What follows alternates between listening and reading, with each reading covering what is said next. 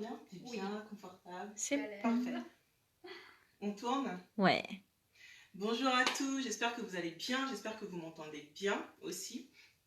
On sort d'un tournage avec Maria-Christina Gentil, qui est styliste d'intérieur.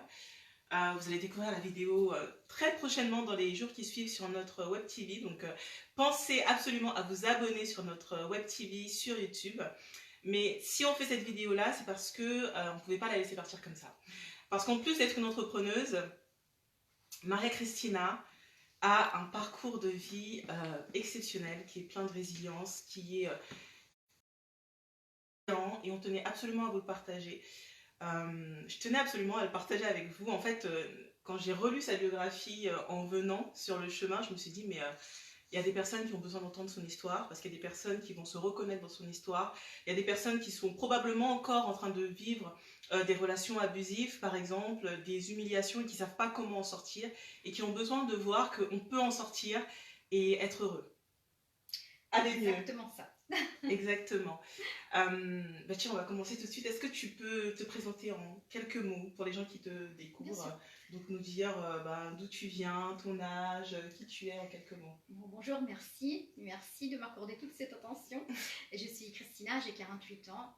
Actuellement, je suis entrepreneuse, mais je viens de Turin, où je travaillais dans des entreprises. J'ai trouvé l'amour en France, donc Carlos est français. Je vis en France à la suite de mon mariage. D'accord, Carlos c'est ton mari. Carlos c'est mon mari. Ok. Et Turin, on est d'accord, pour ceux qui ne savent pas et qui ne sont pas beaux. Voilà, donc elle est italienne. Oui, je suis italienne. Ok. Est-ce que tu peux nous parler un petit peu de ton parcours de vie, de comment est-ce que tu as grandi? Parce qu'aujourd'hui tu es entrepreneuse. Oui, ça n'a pas toujours été le cas. Pourquoi? Qu'est-ce que tu as fait avant? Alors avant, faut dire déjà, je viens d'une famille de gens courageux qui n'avaient pas énormément de moyens, mais ils m'ont toujours tout donné. Mais du coup, ils m'ont aussi transmis l'envie de réussir.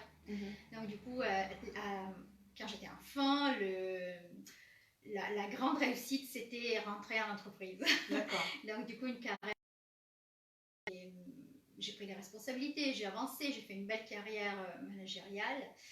Et même si c'était pas ce que je voulais. T'étais heureuse ou pas? Non, jamais heureuse. Jamais heureuse parce que je savais que je devais démontrer quelque chose, je devais remercier ma famille en quelque sorte, mais c'était pas du tout ce que je voulais faire. Et du coup, ma vie aussi n'était pas heureuse parce qu'à côté de ça, j'avais une vie heureuse. Et non, c'était pas une bonne période. J'ai commencé à revivre, mais après le mariage. D'accord. T'es mariée depuis combien de temps? 11 ans. Donc ça fait 11 ans que tu vis vraiment? C'est 11 ans que je vis ma vie. Que tu vis ta vie? Celle que je voulais. D'accord. Et avant ça, ça veut dire que toutes les décisions que tu prenais, c'est parce que c'est des décisions qu'on t'a proposées. Tu voulais plaire à quelqu'un. Voilà, tu voulais plaire à quelqu'un. Il y a toujours la famille de toute façon à qui on veut plaire en premier lieu. Bien sûr, la famille, le copain, les amis, on croit que la vie qu'on fait, c'est la vie finalement qu'on a toujours voulu. On arrive tellement à se convaincre que finalement on y croit à la fin. Mais c'est pas vrai parce que quand on n'est pas heureux, on se pose quand même des questions.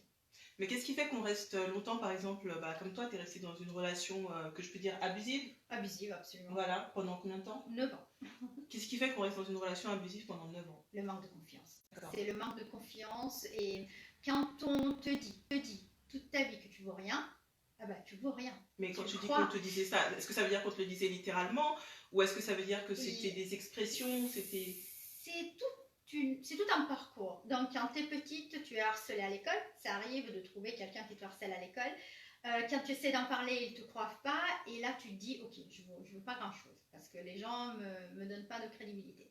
Après, quand tu es dans une relation abusive, ils veulent te rabaisser parce que c'est leur façon de te contrôler. Tu t'annules tellement que finalement, tu as tellement envie d'avoir du bonheur, que tu te laisses annuler parce que la responsabilité est toujours partagée. Et quand au boulot, tu es une femme ambitieuse et tu n'as pas de diplôme, parce que moi j'ai quitté l'université pour me dédier à ma carrière. D'un côté c'était bien vu, de l'autre pas du tout. En Italie c'était En Italie. Okay. Donc dans une entreprise française en même temps. D'accord. Donc du coup les diplômes c'était fondamental.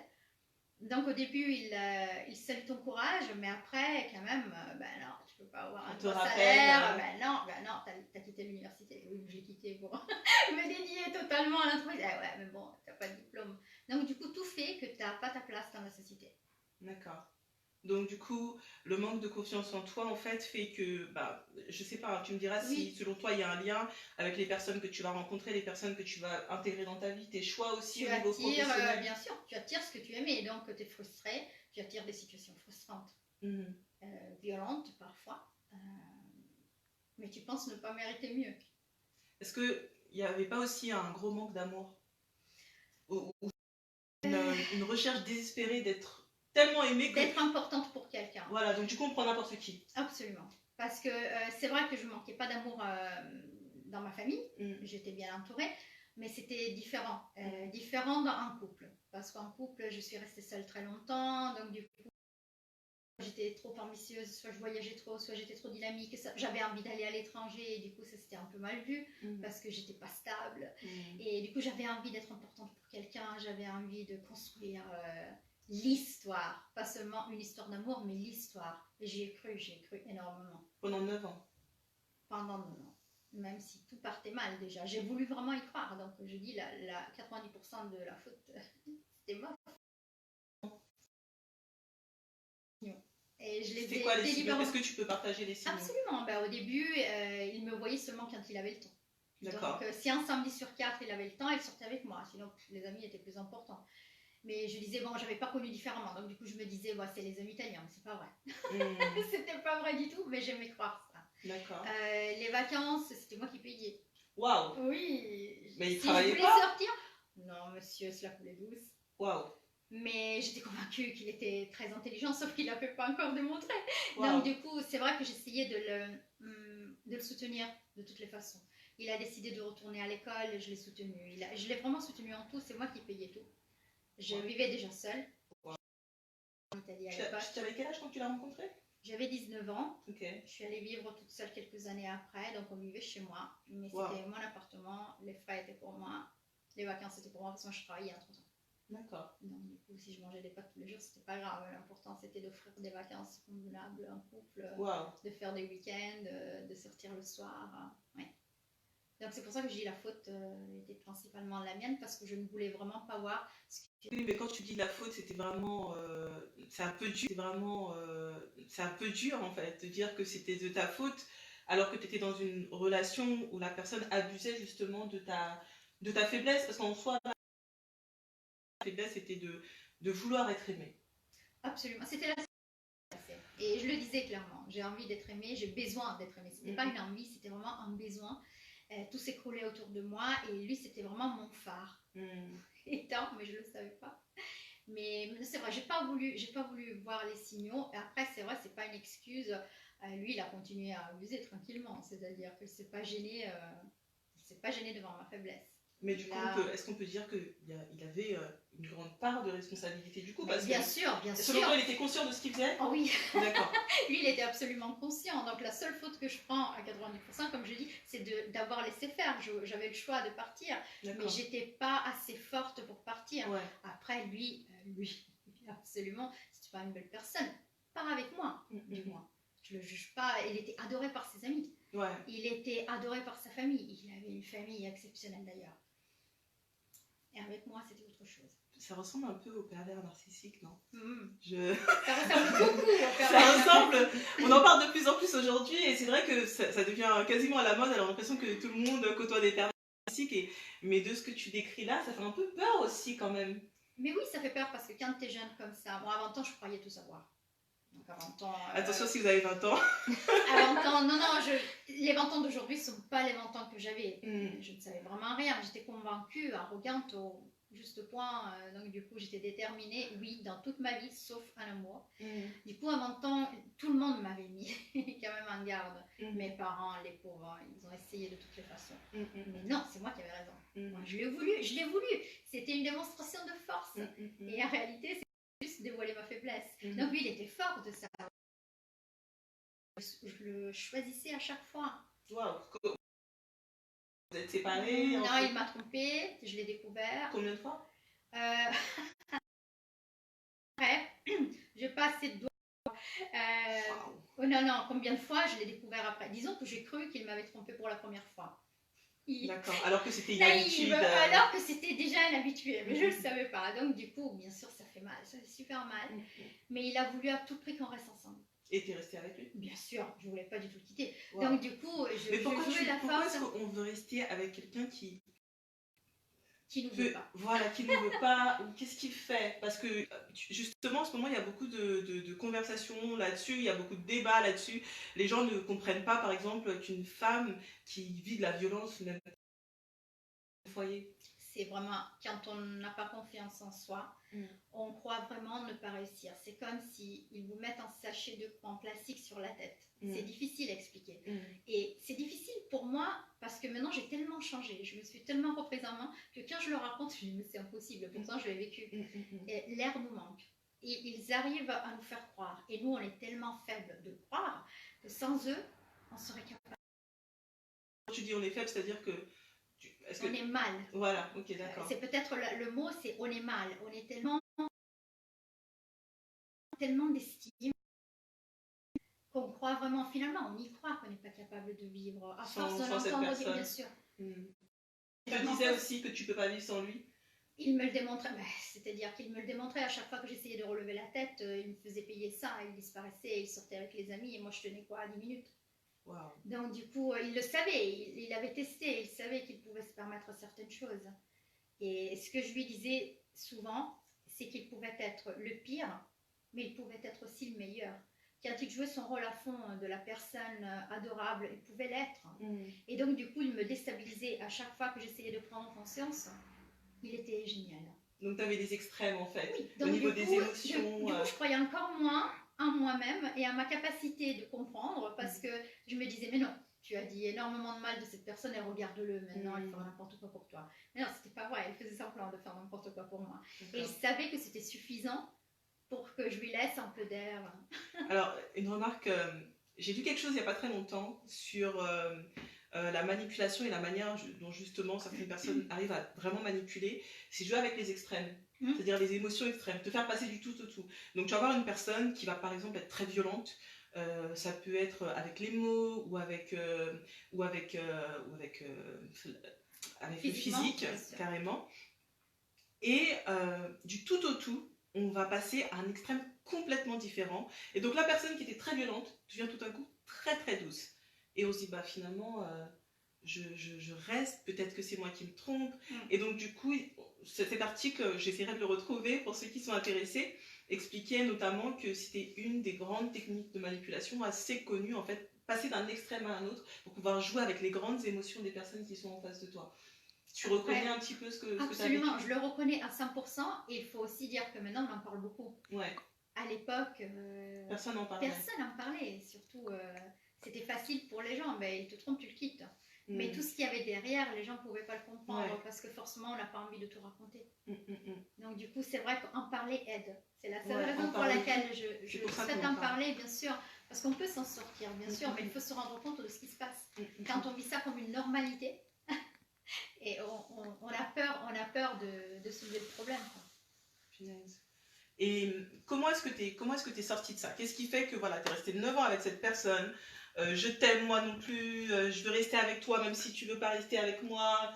Qu'est-ce qui fait que tu es partie et que tu es sortie de cette relation? Est-ce qu'on t'a aidé? Enfin, qu'est-ce qui s'est passé? Je suis partie parce que lors de ma carrière, ils m'ont proposé de déménager en France. Et c'était une occasion trop importante. Faire le boulot que j'aimais dans la communication, c'était très important. Mais bien sûr, j'en ai parlé avec lui. Et il me soutenait. Je ne sais pas encore pourquoi, mais il me soutenait. Donc, je suis partie. Et tout a changé. C'est-à-dire qu'une fois que je suis partie, lui, il avait la pleine possession de mon appartement, de mon argent. Wow. Alors, il a fait la belle vie. Attends, on va continuer là-dessus. Ceux qui nous suivent, je vous invite à partager ce live que vous êtes en train de regarder, vous êtes là. Partagez-le en privé, sur vos différents réseaux pour que d'autres personnes puissent aussi écouter. C'est possible qu'autour de vous, vous ayez des personnes aussi qui passent par des situations difficiles ou qui ont besoin d'entendre ce genre de message. Donc partagez, commentez. Si jamais vous avez des questions, on essaiera de les lire avant de clôturer ce live. Donc, tu étais en train de nous dire, il était très content, enfin, il était plutôt content. Plutôt content, oui. Voilà. Il venait me voir, en plus. Le week-end, il venait avec ma voiture qui était restée sur un. Donc, il venait me voir, on passait des week-ends super, mais je sentais que quelque chose clochait. Les excuses devenaient de plus en plus impossibles. Quand je l'appelais, j'entendais des voix, c'était bizarre. Wow, okay. Après, je ne sais pas l'expliquer, c'est l'intuition. Ouais. Donc, du coup, je lui ai posé la question, est-ce que par hasard, tu ne serais pas en train de me tromper avec mademoiselle? Et la réponse était, pourquoi tu veux te faire du mal? Wow. Donc du coup, Ok, là, c'est un sympa. oui, c'est un oui. Mais j'ai pas réussi à lui faire avouer quand même. Je suis rentrée en catastrophe Faturant parce que quand même, ça fait mal. C'est-à-dire que, en plus, tu l'as découvert. Wow. Donc, je veux dire, il faut avancer, mais il ne me le disait pas. Oui, tu as besoin de voir le truc. J'ai besoin de voir, j'ai besoin de Ouais. souffrir pour me rendre compte, j'ai besoin de vous voir, que tu me le dises, que ce soit vraiment fini. Mais il avait aucun intérêt à me dire que c'était fini, parce que c'était pratique en même temps. Ouais. Il avait ma voiture, mon appart. Ah ouais, il c'était payait pas en tranquille. plus. Non, c'était moi qui payais, c'est ma mère qui nettoyait quand j'étais pas là. Donc du coup, sérieusement, la famille de rêve, il avait trouvé. Attends. C'est-à-dire que toi, quand tu travaillais en France, oui, j'ai gardé mon appart. monsieur était dans ton appartement. Oui, mais on le savait pas. Ah, tu savais pas qu'il était dans ton appartement? Non, il avait les clés, bien sûr. Mais il utilisait sans te dire, en fait. Mais oui, il y vivait avec sa maîtresse, quoi. Ah ouais. Et il utilisait ta voiture aussi. Bien sûr. Waouh. Ok, d'accord. Et mes parents s'occupaient des factures. Et mes parents, les pauvres, qui me disaient, Christiane, c'est pas possible, t'es pas là, et tu payes énormément d'électricité. Moi, je me prenais avec mes parents. Ouais. Là, vous êtes toujours méfiants. Parce que pour moi, c'était la défense à tout prix. Parce que c'était admettre l'échec. Oui. Donc, il m'avait mis en garde après quoi, 10 minutes que je le connaissais. Donc, du coup, à 20 ans, t'avais quoi? On n'a pas envie de reconnaître que ses parents ont raison. Et là, j'en avais déjà 27, donc c'est la honte. Vous allez oublier cette partie des 27 ans. Mais non, c'est clair. Donc, du coup, j'ai voulu aller à fond. Je suis sortie, je suis repartie sans qu'il ait rien avoué. Et finalement, je l'ai appelée, elle. Chose que j'ai jamais fait. Tu avais une idée de qui c'était? Ah oui. Je l'ai tout de suite su. Je ne sais pas pourquoi, je ne sais pas l'expliquer. En lui disant bonjour. En plus, elle s'appelait comme moi, donc du coup, c'était facile parce qu'elle se trompait pas. Mais ce gars-là, il est génial. Moi, je l'admire. Il t'a trompé avec une femme qui s'appelait Christina. Oui, donc je l'ai appelée et je lui ai dit ne t'inquiète pas, je comprends qu'on puisse tomber amoureux. Je n'ai pas du tout après vous. Ça fait mal, mais ça va passer. Soyez tranquille, vivez votre histoire. Wow, t'es généreuse. Hein. J'étais généreuse. T'as pas eu envie de. Pas de lui faire du mal? Non, parce que j'étais anéantie. Donc tout ce qui m'intéressait, c'est je souffre, ok, je souffre. Mais comme je pensais que c'était une belle personne, je me suis dit, au moins, on va rester quand même sur des bons souvenirs. D'accord. J'avais rien. Moi, tout ce que j'ai découvert de cette personne, je l'ai découvert dans les 3 années qui ont suivi. Waouh. Vous étiez plus ensemble? Non, heureusement. Okay. Heureusement. Parce que j'ai découvert des choses atroces. Je vivais une histoire qui n'existait pas en réalité. Donc, du coup, ça m'a servi aussi pour me reconstruire. Parce que si j'avais continué à avoir cette belle idée de cette belle personne, peut-être on se parlerait encore maintenant. Wow. Mais heureusement, ouais. J'ai été harcelée, j'ai été menacée. Heureusement tout ça, parce que j'ai découvert ce qui se tramait pendant ces 9 ans. J'ai découvert bien autre chose, bien plus grave. Et l'harcèlement, ça fait vraiment... Là, j'en ai souffert. Et quand tu dis harcelé, c'est-à-dire que vous n'étiez plus ensemble? On n'était plus ensemble, mais quand même, je suscitais de la jalousie. Donc du coup, sa nouvelle copine ne pouvait pas me voir, vraiment. Donc ils ont diffusé des voix à mon boulot. Des quoi? Des voix, des rumeurs. Parce que lui, il travaillait dans ma société. Il était rentré grâce à toi? Bah, non. Disons que... Et qu'après, il est rentré. Mais... Participer un petit peu. Donc, il a diffusé énormément de rumeurs sur moi, fausses. Est-ce que tu peux nous partager ou... Ah bah, il a dit que je faisais carrière en couchant avec mes chefs, surtout à l'époque ma chef était une femme, donc du coup c'était assez rigolo. Mais c'est des trucs en plus qui sont gravissimes dans une boîte. Quoi, et surtout ils ont mis en difficulté les personnes avec qui j'étais amie, parce que du coup ils les connaissaient, on sortait ensemble. Tu comprends, on sortait tous ensemble, oui, il le connaissait, il n'a eu aucun regret à dire des choses atroces, donc il ne m'a pas seulement mise en difficulté, il a mis en difficulté les personnes aussi, qui étaient mes amis. Wow. Après j'avais changé de secteur, je revenais de l'étranger, et donc du coup j'étais dans un autre secteur avec des nouveaux chefs. Ça c'était en Italie ou c'était en France? Italie. D'accord, j'étais rentrée après, oui, parce qu'entre temps j'ai eu une greffe, donc du coup après je suis rentrée. Oui, parce que t'as été malade aussi. J'ai été malade, j'ai eu une greffe d'urgence, et monsieur est parti, comme à Noël on avait prévu de partir ensemble, parce que j'avais... Ça, c'est sympa, je veux le raconter, parce que franchement, où on peut arriver, quand on a vraiment... En Italie, on dit le jambon devant les yeux. Je ne sais pas comment on dit en France, mais quand on se voile les yeux. Le jambon devant les yeux, ok. C'est-à-dire que j'étais malade et je ne l'ai pas vu. Bon, j'étais vraiment malade, donc du coup, je ne l'ai pas appelé. Je pense que mes parents l'ont appelé et tout. Et quand je suis sortie de la greffe, c'était déjà la nouvelle année, il m'a appelé gentiment. Ok. Je suis très inquiet. Moi, je me souvenais même pas comment je m'appelais, mais bon, ok, t'es très inquiet, ok. Il est venu me voir 3 semaines après. Calmement. Okay. On était déjà, ensemble, non, on était déjà plus ensemble, mais on avait avait quand même une relation que je croyais saine. Et en plus, mes parents l'adoraient pas, mais ils le traitaient comme un fils. Donc, du coup, tu vois, par respect envers mes parents, il est venu très tard. Et j'ai découvert pendant les 3 ans après notre relation qu'en réalité, il n'est pas venu. Pourquoi? Parce que c'était la vacance que j'avais réservée à mon nom avec sa maîtresse. En sachant que j'étais à l'hôpital entre la vie et la mort. Ok, c'est pour ça qu'il t'avait contacté. C'est pas grave, c'est-à-dire, c'est pas grave, tu fais ta vie, on n'est plus ensemble, même si je meurs demain à la limite, c'est pas grave, tu fais ta vie, mais pas avec ma vacance, en la faisant passer par Maria Cristina Gentile. C'était un séjour qui était réservé à ton nom? Oui, pour nous deux avant qu'on se quitte. Et il était réservé depuis des mois. Et donc lui, il avait les papiers parce que forcément, il devait partir de Turin et moi, je devais partir de la France. Donc du coup, il avait les papiers et... Il a utilisé ça pendant... En fait, quand il t'a appelé, c'était pour se rassurer que t'étais pas là. Oui, pour se rassurer que pour moi, j'étais cloîtrée à l'hôpital. Wow. Maintenant, j'en rigole, mais on en rigole. Finalement, on en rigole. Il a suffi d'un petit peu de temps pour en rigoler. Mais ça a dû être hyper difficile de gérer tout ça, je veux dire. Parce que dans les 3 ans là où vous étiez plus ensemble, j'imagine que c'était pas évident pour toi. Non, c'était atroce. Parce et en plus que de ça, menacée, harcelée. J'étais malade, je sortais d'une greffe. Pour m'en sortir, c'était quand même dur. Oui, parce que les greffes, c'est compliqué à gérer. C'est compliqué et je ne pouvais pas tout raconter à mes parents, qui sont des personnes adorables, mais qui l'auraient tué. Sans mâcher mes mots, parce que quand même, il a fait des choses atroces. Et j'espère vivement qu'ils n'écouteront pas ce live, parce que c'est difficile pour un parent. C'est très difficile. Donc du coup, je gardais tout le monde en dehors de ça. Je gérais toute seule. Mais ils ont raconté tellement de choses atroces que je ne suis pas sortie de la maison pendant 1 an. 1 an? 1 an. Je ne suis plus sortie. Wow. J'avais peur de me balader dans le quartier. Ils avaient raconté... et des amis sont venus me prévenir.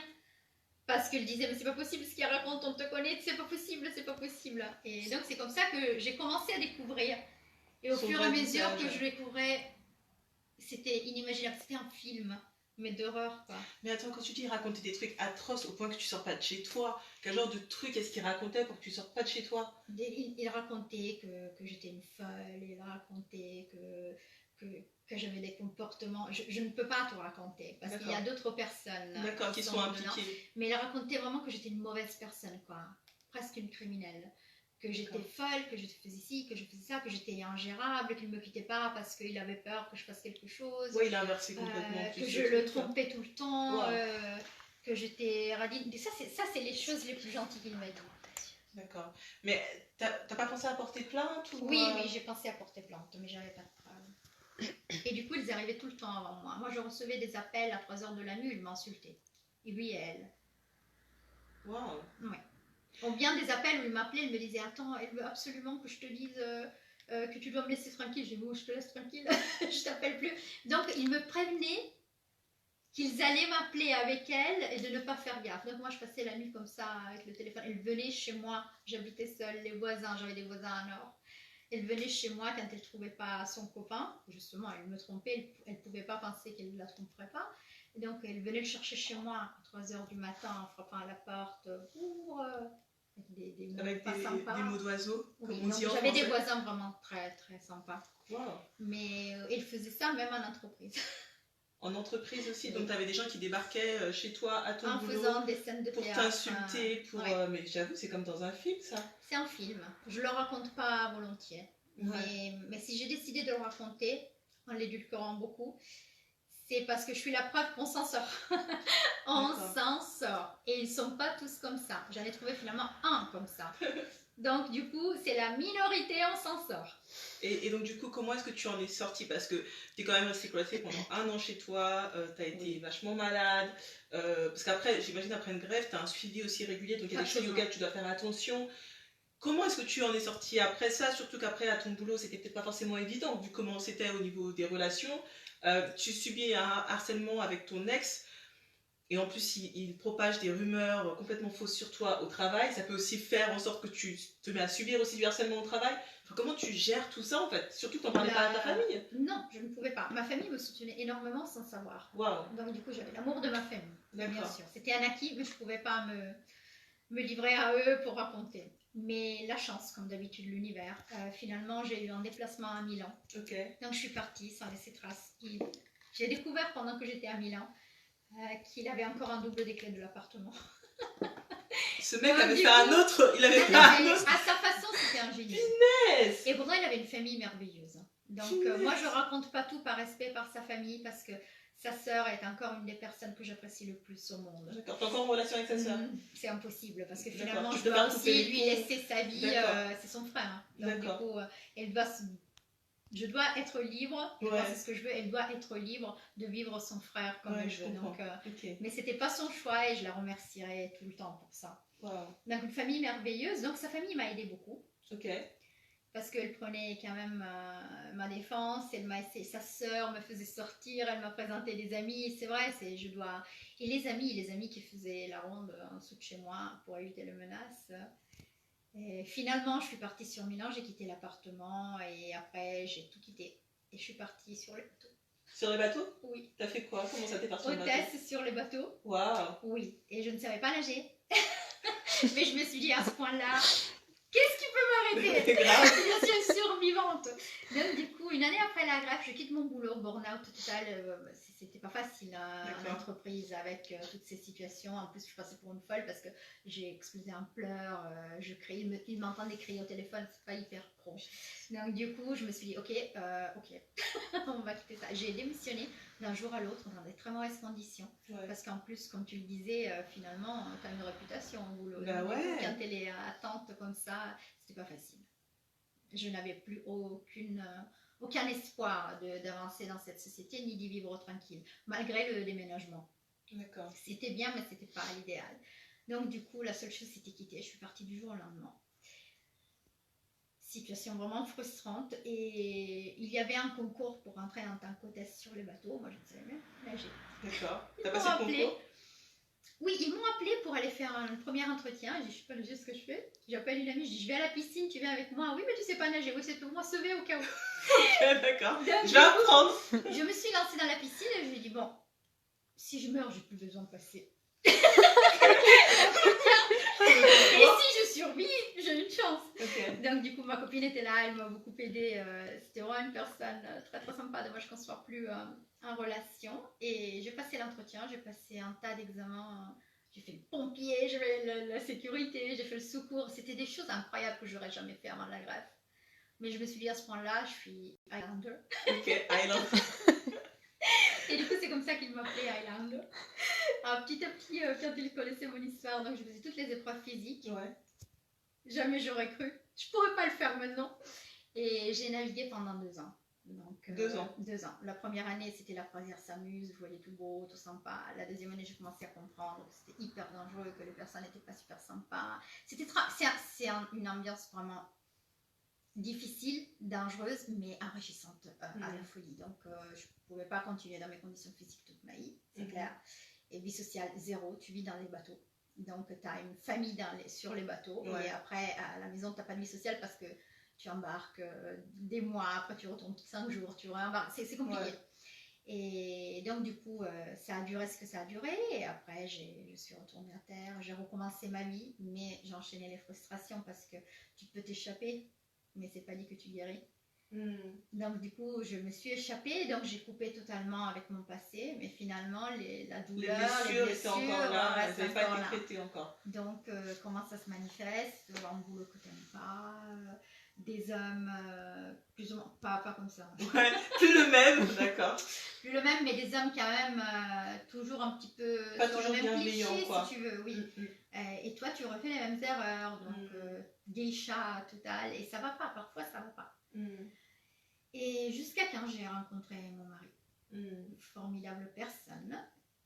j'étais habituée à rencontrer des hommes mariés, je ne savais pas qu'ils étaient mariés. D'accord. Donc dès que je le découvrais, je coupais, mais en même temps le mal était fait. Donc, et comme j'étais toujours très très solidaire envers les femmes, il faut aussi surmonter le fait que tu es sortie avec un homme occupé. C'était hyper dur. Ouais. Je me sentais vraiment horrible. Et pourtant... Tu n'étais pas au courant. Non, même si j'avais été au courant, au moins c'était un choix. Ouais. J'aurais pu l'assumer différemment. Mais comme ça, c'était vraiment horrible. Et j'ai connu Carlos, tellement habitué aux hommes qui s'en fichent si t'es avec quelqu'un, si t'es avec quelqu'un. Et j'étais avec quelqu'un à l'époque. Et Carlos, quand il a compris qu'il y avait quelque chose, il m'a dit, toi, tant que t'es avec quelqu'un, je veux même pas te voir. D'accord.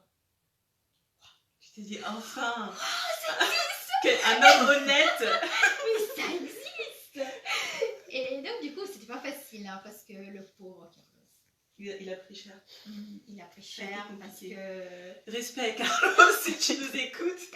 Ah, Carlos. Ouais. Non, respect à Carlos, vraiment, parce que je revenais de loin. Ouais. Donc j'avais énormément de méfiance. Et petit à petit, il a su gagner cette méfiance. Il a eu la patience, n'importe qui d'autre l'aurait pas fait, parmi mes connaissances. Donc il faut pour toi, si jamais par exemple une personne, admettons, rencontre quelqu'un qui a eu beaucoup de blessures, il faut que cette personne puisse être vraiment très patiente et compréhensive et accepter de prendre le temps qu'il faut. Qui n'ait pas peur de vous, parce que j'ai rencontré des hommes bien avant Carlos. Le problème, c'était qu'ils avaient peur de moi, de tout ce que j'avais vécu et de tout ce que j'aurais pu leur faire vivre.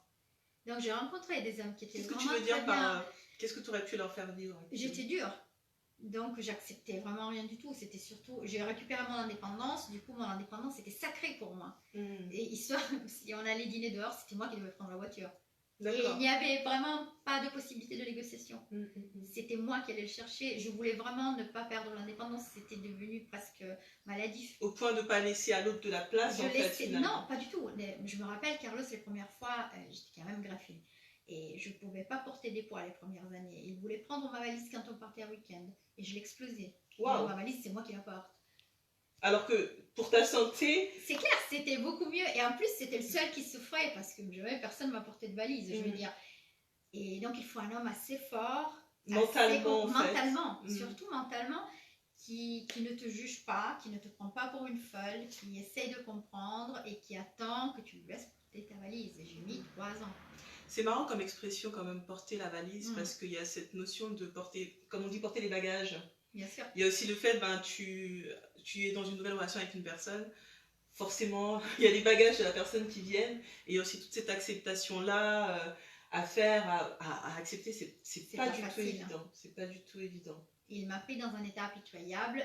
Je dis il m'a pris, c'est pas figuré, on dit figuratif. Oui, figuratif. C'est pas figuratif, c'est parce que vraiment j'avais besoin d'être, comment dire, rassurée. Oui, c'était pas sécurité, facile parce que, en tout cas, le sentiment de sécurité. À chaque fois qu'il essayait de me rassurer et de me mettre en sécurité, je partais. J'avais peur, et si j'y crois encore une fois, c'est la fois où parce que lui il était vraiment différent. Et puis non, il a eu la patience, tout le mérite revient à lui parce que sincèrement, il a su me démontrer qu'il était différent. Et après, j'ai découvert qu'il y en a vraiment beaucoup comme Carlos, sauf que moi, je cherchais vraiment avec attention et précision les hommes qui n'étaient pas faits pour moi. Donc, j'étais convaincue de ne pas les mériter. Et souvent, je lui dis, mais je te mérite pas. Et souvent, mais ça m'arrive encore de temps. Et aujourd'hui, c'est ça que j'allais dire. Et aujourd'hui, tu mérites? C'est difficile quand tu as un vécu, disons, articulé. Tu guéris pas complètement. Il y a toujours quelques doutes, quelques phrases, quelque chose qui te ramène. Moi, j'ai tout pardonné. Et j'ai même reparlé à cette personne. Ton ex abusif, ok. Elle a peur de sa vie. Et je l'ai rencontrée, on se saluait même plus. Je l'ai rencontrée une fois mariée et je l'ai arrêtée. La peur de le voir comme si c'était une satisfaction. C'est lui qui a eu peur. Il a eu peur. Il me dit qu'est-ce qu'elle veut là. J'étais vraiment différente. Je lui ai juste dit, je l'ai remercié en effet. Tu l'as remercié pourquoi? Je l'ai remercié, je lui ai dit merci parce que si j'avais pas vécu tout ça avec toi, j'aurais pas trouvé le bonheur. Donc je lui ai dit mille merci, je ne veux plus te voir de ma vie. Mais en tout cas, on ne prend pas le signe que ça représente. Non, et il était tellement super bizarre ce mec. Comment je sais plus. Et il m'a dit, ah, un jour on pourrait prendre un café. Non, mais t'as rien compris. Non, Là, non. même pas, je te dis juste merci. Et là, je me suis dit, bon Dieu, je veux dire, la libération. Mais j'ai vraiment ressenti le besoin de lui dire merci. Sans lui, je n'aurais jamais rencontré une personne comme Carlos. Je l'aurais laissé de côté parce que pour moi, il était trop, je sais pas, il était trop. J'ai dit il était trop pour moi. Trop différent, trop Absolument. choquant par rapport. J'avais pas le droit. D'accord. Donc, j'avais pas le droit de rêver si fort. Okay. Donc, du coup, merci de m'avoir fait vivre tout ça, pardon. Parce qu'autrement, j'aurais pas apprécié à sa juste valeur ce que j'ai maintenant. Waouh, ça c'était des belles paroles. On va s'arrêter là. Juste, est-ce que tu aurais un conseil à donner aux personnes qui nous suivent, hommes ou femmes qui sont dans des relations abusives, difficiles, qui manquent aussi de confiance en eux? Par exemple, il y a beaucoup de personnes qui ont été harcelées aussi dans leur enfance et qui ont l'impression de ne pas valoir grand-chose. Est-ce que tu aurais des conseils à leur donner si tu peux regarder la caméra et leur faire passer un message? Mon message est toujours le même en réalité, mais j'y crois très fortement. Vous n'êtes pas obligé de rester seul. Il y aura toujours quelqu'un qui vous croira. On dit croira. Qui va croire en vous. Et ne vous arrêtez pas. Si quelqu'un ne vous croit pas, passez à un autre ami, passez à quelqu'un de la famille. Il y aura toujours quelqu'un prêt à vous aider. Mais ayez le courage de demander de l'aide parce que vous valez l'aide. C'est-à-dire, c'est pas parce que vous êtes dans une situation, dans une impasse, dans une situation que vous considérez sans espoir, qu'il n'y a pas d'espoir. Justement, vous avez besoin de vous rapprocher de quelqu'un qui vous fait comprendre que l'espoir est toujours là. Il suffit de l'avoir. Donc, ne restez pas seul, surtout ne vous isolez pas, même si c'est sur les réseaux sociaux. Pour moi, c'était impossible il y a quelques mois de parler aux réseaux sociaux. Mais même si c'est par ce biais, vous trouvez toujours quelqu'un. Donc, je ne parle jamais de mon histoire. Si je le fais, c'est justement pour vous qui n'avez pas le courage de vous en sortir. Moi, je suis la preuve, ça fait 20 ans que je suis greffée, j'ai un mari merveilleux, et on s'engueule et on rigole, et c'est la vie, et c'est magnifique. Et si je n'avais pas eu le courage de me dire qu'il y avait espoir, je ne serais pas là. Donc, je vous souhaite vraiment de vous en sortir, et je suis certaine que vous le pouvez, si seulement vous le voulez. Waouh! Bravo! Merci beaucoup. Merci, Merci, waouh, c'était beau, je suis très émue, j'espère que ça va aider beaucoup de personnes. Je sais pas vous, mais moi j'ai été beaucoup touchée par ces mots, j'ai été énormément touchée par ces mots. Et j'espère que ça va beaucoup résonner pour les personnes qui nous suivent, pour les personnes qui passent notamment par des moments difficiles. Osez croire en vous, osez croire en vous, osez croire que vous valez quelque chose. Et même si c'est une petite étincelle, vous savez, toute petite flamme, la petite flamme, elle peut grandir, mais il faut juste laisser la toute petite flamme croire, continuer. Est-ce que par hasard on a des questions ou des commentaires? Non, les gens ont été très studieux. Ok, n'hésitez pas à mettre des messages, à commenter, à poser des questions. On répondra dès que possible. En attendant, continuez à nous suivre, abonnez-vous, partagez. Et on mettra aussi les informations de Maria-Christina pour ceux qui veulent la suivre. Et la vidéo va sortir très vite aussi parce qu'on a fait un tournage avec elle avant. Voilà, c'est aussi pour ça qu'on avait toute cette histoire là. On s'est dit, il faut absolument qu'on vous partage ça. Bref, passez une excellente journée. Continuez à nous suivre. Abonnez-vous à notre chaîne YouTube. Abonnez-vous ici si vous n'êtes pas encore abonné. Et partagez. À bientôt!